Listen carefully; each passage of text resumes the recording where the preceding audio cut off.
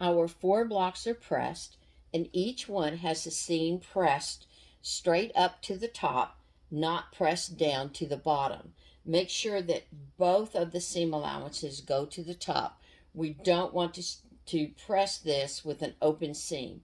All of our seams are going to be pressed closed and always to the top. Pick up your second strip of the lighter taupe colored fabric and place it right side up underneath your presser foot. Take one of your blocks and turn it over so that the part you already sewed is at the bottom.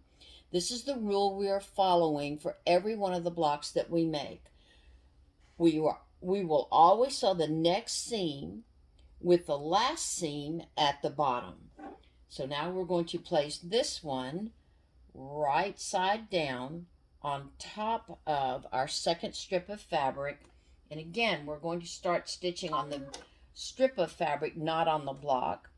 No pins and no need to backstitch. So sew down the first one. Pick up your second block. Again, this is the last part we sewed, so it's going to go at the bottom when we turn it upside down. Leave about a 3/4 of an inch gap. If you make the gaps too big for this particular strip of fabric, you will end up with not enough fabric.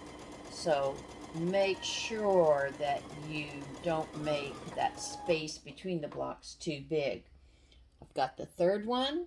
I'm turning it upside down with the last one at the bottom. I'm going to leave a gap. Stitch a 1/4 of an inch seam.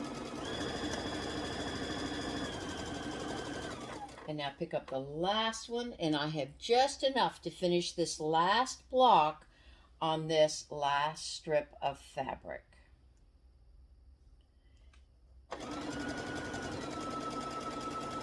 When these 4 strips are sewn, we're going to trim them apart just like we did the first one. And we're going to press them, again, pressing away from the center.